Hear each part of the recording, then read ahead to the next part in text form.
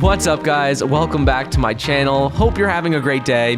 If you're new here, make sure to check out the links in the top comment. I'm going to pin the top comment, and it's going to have a link to my podcast called Michael on the Mic, a link to getting 4 free stocks when you download the Webull investing app, and a link to join our private investing community when I tell you when I buy and sell stocks.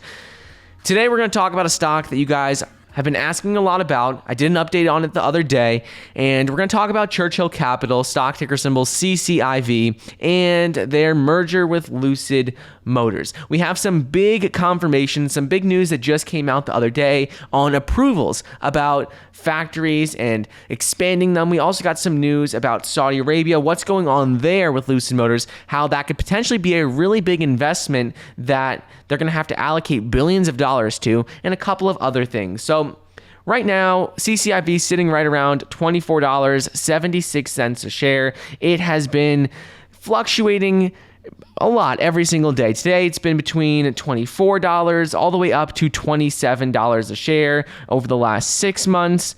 We know that it has dropped quite a bit. At one point, it was at $62 a share. Now it's all the way down to $24.78. So if you're looking at the post-merger valuation, it's right around that around the $25-30 billion range. And that is still fairly a lot when you're considering that they have never delivered any vehicles. However, we have some big news with regards to an approval that they just received with their Arizona factory, where they're producing their vehicles, the ones where the first vehicles are going to be rolling off the production line later this year. So currently, we're going to be seeing the first vehicles roll off production line from Lucid Motors in the fourth quarter of this year.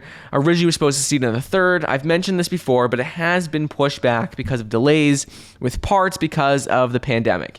So just recently, this week, Lucid Motors received approval to build phase 2 of their Casa Grande factory. And this is actually really big news. The first phase was completed in December 1st, 2020, so just a couple months back. And with that phase being complete, they're able to have 30,000 vehicles annually total capacity. That's what that phase 1 was able to accomplish. And that is pretty impressive. That's still really good, considering that this year alone, they're not going to be making 30,000 vehicles, so they're still growing into that. But with their massive plans for expansion and what they're trying to do with multiple vehicles, they're going to need to do a lot more than 30,000 vehicles a year, especially with their current valuation. So with phase 2, they just received phase 2 for the project for their factory on just this week. And this will ultimately see an expansion of 2.4 million square feet versus what they have right now. So that is a very, very significant upgrade from what they currently have. So right now, this is the Lucid Motors factory, going to be capable of doing 30,000 vehicles a year with what they have in phase 1. Phase 2 starting to be initiated is a really good sign. Hopefully they get this done very soon, and they'll still have more phases after this to be able to handle their 400,000 vehicles like they said this factory will be able to handle. But phase 1 is completed. Now they're on to phase 2. They've already been approved to start building out phase 2, and that is all good news, moving in the right direction. On top of this, though, there was an article from Wall Street Journal that talked about Lucid Motors and their investment from the Saudi Arabia Wealth Fund. And they explained how in 2018, Lucid Motors received $1 billion investment from the Saudi Arabia Sovereign Wealth Fund. And they received this in financing, according to investors. And what it meant, it had a couple strings attached to it. And these could potentially be challenges for Lucid Motors moving forward, let's just say.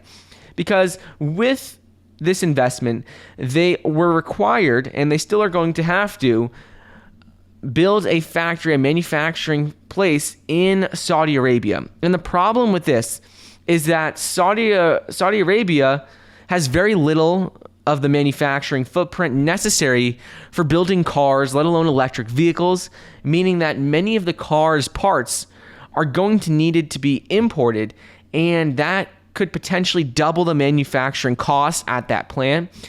And it's going to be a lot more expensive than they're really planning on to build this factory. And once it's built, to then be able to actually manufacture cars there.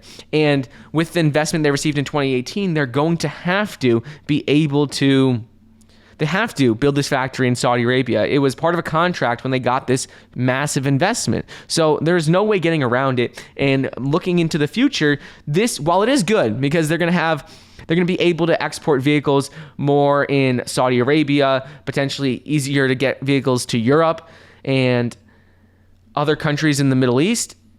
That could be good news. But the bad news is that it could be very expensive and costs that maybe they don't need right at this moment, and that they could be better without. But so we have some good news, some bad news. The good news is that factory in Arizona got approved for phase 2. So now they're expanding it 2.5 million square feet, and eventually it'll be able to handle 400 to 500,000 vehicles annually. In addition to that, the bad news is with the factory in Saudi Arabia. Wall Street Journal came out and they spoke about this. They wanted to bring it up because it is a concern. It's probably going to cost a lot more than they were originally expecting to build a factory there. And once it is built, they are probably going to have much higher costs than they would elsewhere. So there's no way of them getting around that, but it's sort of a good news, bad news with Lucid Motors with some of the recent reports that have been coming out. But anyways, looking at the stock price right now, $24.76 a share, right around that 24 to 27. It doesn't matter if you're watching this when it's 27, 24, 22. It doesn't matter. All in the same range. Right now, this price, if you're looking at it long term and you think they have the potential to compete with, let's say, the likes of Tesla, it's definitely a great investment, a great opportunity to add to your position at this price because it does have a market cap that is around $25-30 billion. And that size company, if they're able to deliver 400,000 vehicles a year like they have, like what their goal is, well, then it would be a good investment.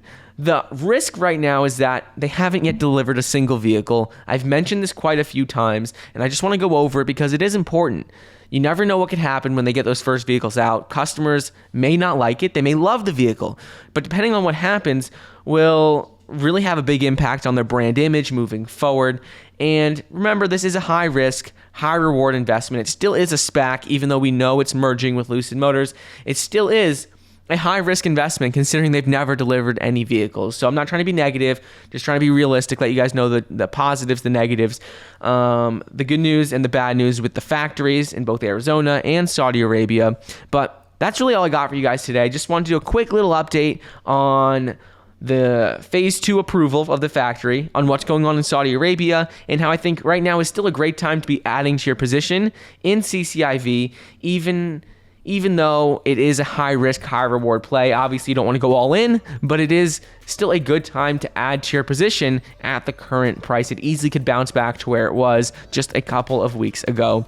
But I hope you guys enjoyed today's episode. Don't forget to get your 4 free stocks, each valued up to $1,600 when you download the Webull investing app using the link down below. I hope you enjoyed, and I'll see you in the next episode.